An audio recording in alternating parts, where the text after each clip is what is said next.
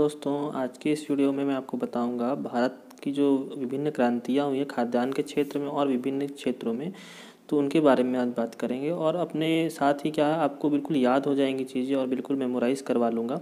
ठीक है, तो ये सब जो क्रांति होती हैं अक्सर एग्ज़ाम में पूछी जाती हैं और कभी कभी क्या हो जाती है, गलत भी हो जाती हैं। तो गलत बिल्कुल नहीं करना है और रेलवे और एनटीपीसी एग्ज़ाम के लिए बहुत ही इंपॉर्टेंट है।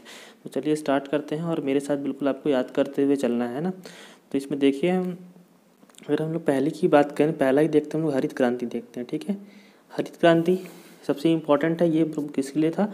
खाद्यान्न उत्पादन के लिए। खाद्यान्न आप लोग इसको ऐसे याद कर सकते हैं, जब ये लोग फसल देखेंगे, खेत देखेंगे, तो क्या होता है, सभी हरे भरे होते हैं और लहलहाते रहते हैं। तो हरित क्रांति से बिल्कुल ये याद हो जाएगा। ठीक है, इसके जो इम्पोर्टेंट है, हरित क्रांति सबसे ज़्यादा इम्पोर्टेंट है। इसकी जो शुरुआत हुई थी हमारे भारत में वो 1967 या फिर 1968 है ना। 1967 से 1968 के बीच में क्या हुआ था, इसकी शुरुआत हुई थी।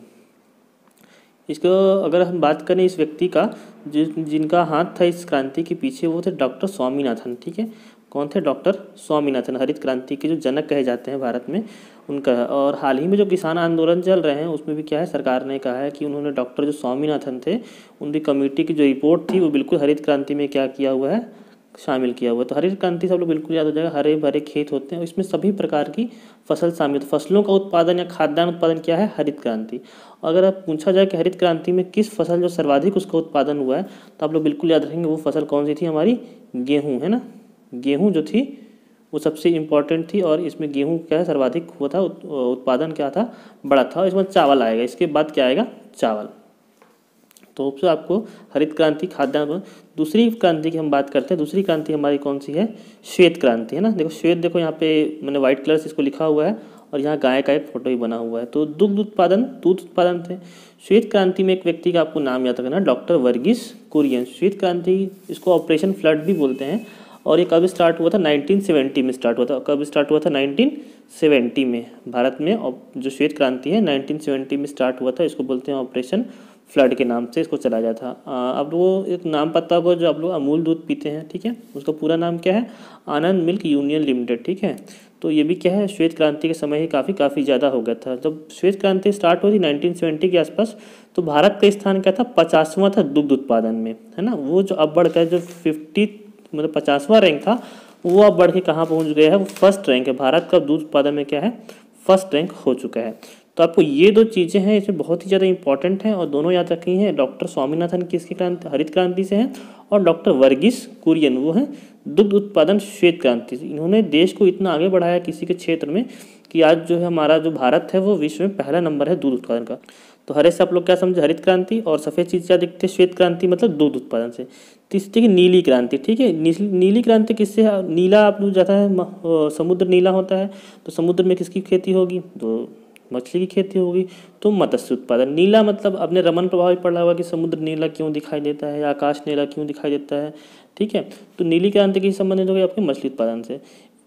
ये दो के अलावा बाकी ये ज़्यादा इंपॉर्टेंट नहीं है कि किसने स्टार्ट किया या कब स्टार्ट हुआ। ठीक है, तो नीली क्रांति आपको क्या समुद्र कैसे होता है, नीला होता है। तो आप यहाँ से बिल्कुल याद कर सकते हैं कि ये मत्स्य उत्पादन या क्या है, मछली उत्पादन के लिए हमारी नीली क्रांति है। भूरी क्रांति। भूरी क्रांति में थोड़ा सा कन्फ्यूजन होता है। आप लोग देखे होंगे जब उर्वरक होते हैं या यूरिया वगैरह आप लोग लेते हैं तो वो हल्का सा भूरा कलर का रहता है। ठीक है, भूरा कलर का रहता है, तो उसको हम लोग कैसे याद कर सकते हैं, भूरी क्रांति से याद कर सकते हैं। ठीक है, भूरी क्रांति हमारा क्या हो गया, उर्वरक हो गया। ये सभी जो रंग होते हैं वो उस प्रकार से दिखाई देते हैं, उसी नाम से क्या है, क्रांति का नाम रख दिया गया है।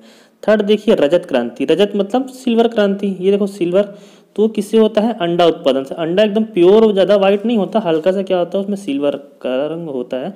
इसी कारण हम लोग क्या कहते हैं, चांदी। चांदी भी हम लोग को लगता है कि वाइट है, लेकिन वो क्या होता है, वो अंडा उत्पादन से हमारा अंडा उत्पादन कहते हैं हम लोग रजत क्रांति। ठीक है, अगली क्रांति देखिए हमारी पीली क्रांति। ठीक है, पीली क्रांति, पीला यहाँ पे देखो मैंने लिखा हुआ है क्या, तिलहन उत्पादन, उसे हम लोग कह सकते हैं क्या, पीली क्रांति कह सकते हैं। ठीक है, नेक्स्ट देखिए कृष्ण क्रांति। कृष्ण क्रांति, कृष्ण मतलब क्या होता है, काला। कृष्ण मतलब क्या होता है, काला। तो जो बायोडीजल का जो उत्पादन होता है, डीजल जैसे कह सकते हैं, बोलते हैं डीजल काला होता है। ठीक है, ऐसा बोल सकते हैं हम लोग। तो डीजल का जो उत्पादन होता है उसको हम लोग क्या कहते हैं, कृष्ण क्रांति से संबंधित होता है। कृष्ण मतलब काली क्रांति। कृष्ण क्रांति को पूछा जाएगा तो बायो डीजल। अब देखिए लाल क्रांति, नेक्स्ट देखते हैं लाल क्रांति। लाल क्रांति आपको पता है, लाल क्रांति में 2 चीज़ें आपको याद रखना, टमाटर हमेशा लाल लाल होते हैं और मांस। कभी आप लोग जाएंगे मीट वाले दुकान पे, वहाँ भी क्या होगा, हर चीज़ आपको लाल लाल पोस्टर वगैरह दिखेंगे, सब चीज़ें। तो लाल से आप लोग क्या याद रखते हैं, टमाटर और मांस उत्पादन जो होता है वो लाल क्रांति के लिए होता है, ठीक है। देखिए गुलाबी क्रांति झींगा मछली के लिए होता है। गुलाबी क्रांति क्या होता है, झींगा मछली के होता है। स्टार्टिंग की 2 सभी को पता होता है, इसलिए क्वेश्चन जो होते हैं वो बिल्कुल नीचे से बन सकते हैं। तो आप इसको याद करते हुए चलिए, साथ में देखते हुए चलिए। गुलाबी क्रांति किससे होता है, झींगा मछली के उत्पादन से। बादामी क्रांति, बादामी क्रांति क्या है, मसाला उत्पादन से होता है, मसाला उत्पादन, ठीक है। अब बादाम फ्रूट्स, ड्राई फ्रूट्स जो खाते हैं उसको अगर एक प्रकार से मसाला मानेंगे तो बिल्कुल ये आपको याद हो जाएगा कि वो मसाला क्रांति से होता है। और लास्ट है हमारा सुनहरी क्रांति। सुनहरी क्रांति कितना है, सुनहरा आम समझ लीजिए। तो इससे किससे होगा, हम फल उत्पादन से। जो सुनहरे जो हो गए हमारे, जैसे कि आम हो गए, जो भी जितने भी प्रकार के फल होते हैं वो सभी सुनहरी क्रांति से होते हैं। एक लास्ट क्रांति आपको मैं बता रहा हूँ जो इसमें ऐड नहीं किया है मैंने, ठीक है। वो कौन सी क्रांति है, अमृत क्रांति। किससे है, नदी जोड़ो परियोजना है, ठीक है। भारत की जितनी नदियां हैं उन सभी को बाढ़ से बचाने के लिए उनको क्या करना है, सबका पानी को डाइवर्ट कर देना है।